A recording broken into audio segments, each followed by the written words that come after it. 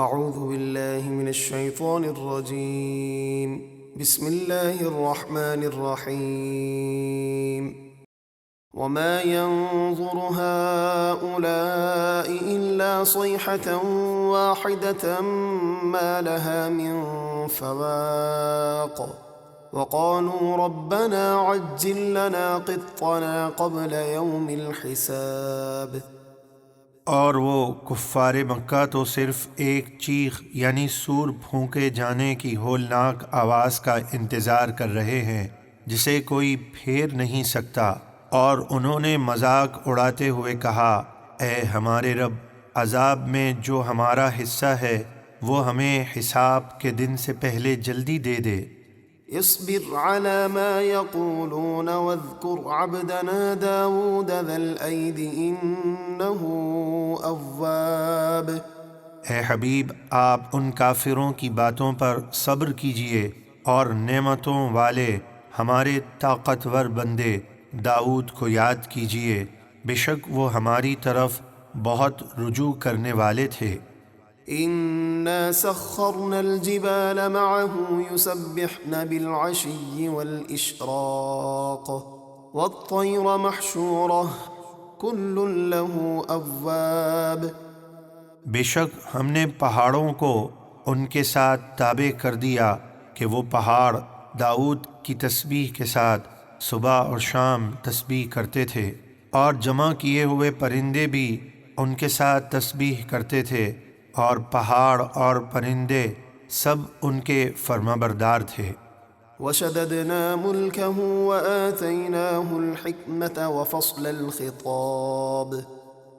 اور ہم نے کثیر فوج اور لشکر عطا فرما کر ان کی سلطنت کو مضبوط کیا، اور ہم نے انہیں حکمت اور قول فیصل یعنی حق و باطل میں فیصلہ کرنے کا علم عطا فرمایا۔ وهل أتاك نبأ الخصم إذ تسوروا المحراب۔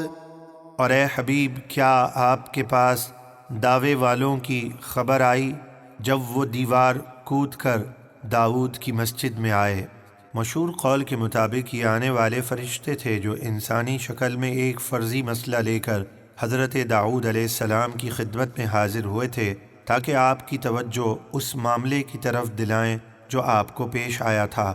وہ معاملہ کچھ اس طرح تھا کہ آپ کی 99 ازواج تھیں، پھر آپ نے مزید ایک عورت کے لیے نکاح کا پیغام بھیجا جسے پہلے ہی ایک مسلمان نکاح کا پیغام بھیج چکا تھا، لیکن آپ کی طرف سے پیغام آنے کے بعد عورت کے عزیز و اقارب نے اس عورت کا نکاح آپ کے ساتھ کر دیا، اگرچہ شرعی اس میں کوئی ممانعت نہ تھی اور آپ کی شریعت میں آپ کے لیے یہ جائز تھا، لیکن انبیاء کرام کی شان بہت بلند و بالا ہوتی ہے، اس لیے یہ کام آپ کے منصب عالی کے لائق نہ تھا۔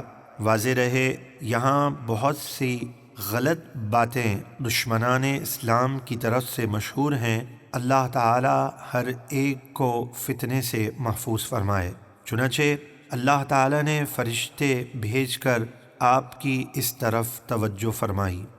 إذ دخلوا على داود ففزع منهم قالوا لا تخف خصمان بغى بعضنا على بعض فاحكم بيننا بالحق ولا تشطط واهدنا إلى سواء الصراط۔ جب وہ داؤد کی عبادت کی جگہ پر داخل ہوئے تو وہ ان سے گھبرا گئے۔ انہوں نے عرض کی، ڈریے نہیں، ہم دو فریق ہیں، ہم میں سے ایک نے دوسرے پر زیادتی کی ہے، تو آپ ہمارے درمیان حق کے ساتھ فیصلہ فرما دیجئے اور حق کے خلاف نہ کیجیے گا اور ہمیں سیدھی راہ بتائیے۔ إن هذا أخي له 99 نعجة ولي نعجة واحدة فقال أكفلنيها وعزني في الخطاب قال لقد ظلمك بسؤال نعجتك إلى نعاجه وَإِنَّ كَثِيرًا مِّنَ الْخُلَطَاءِ لَيَبْغِي بَعْضُهُمْ عَلَى بَعْضٍ إِلَّا الَّذِينَ آمَنُوا وَعَمِلُوا الصَّالِحَاتِ وَقَلِيلٌ مَّا هُمْ وظن داود أنما فتناه فاستغفر ربه وخر راكعا وأناب۔ بے شک یہ میرا بھائی ہے، اس کے پاس 99 دمبیاں ہیں اور میرے پاس ایک دمبی ہے۔ اب یہ کہتا ہے کہ وہ ایک دمبی بھی میرے حوالے کر دے، اور اس نے بات کرنے میں مجھ پر دباؤ ڈالا۔ داؤد نے فرمایا کہ بے شک اس نے تیری دمبی کو اپنی دمبیوں میں ملانے کے لیے مانگ کر تجھ پر زیادتی کی ہے، اور بے شک اکثر شریک ایک دوسرے پر زیادتی کرتے ہیں سوائے ان لوگوں کے جو ایمان لائے اور انہوں نے اچھے کام کیے، اور ایسے لوگ بہت کم ہیں۔ حضرت داؤد علیہ السلام کی یہ گفتگو سن کر فرشتوں نے ایک دوسرے کی طرف دیکھا اور مسکرائے اور آسمان کی طرف روانہ ہو گئے، اور داؤد سمجھ گئے کہ یہ ہم نے ان کی آزمائش کی ہے، تو انہوں نے فوراً اپنے رب سے معافی مانگی اور سجدے میں گر پڑے اور ہماری طرف رجوع کیا۔ فغفرنا له ذلك وإن له عندنا لزلفى وحسن مآب۔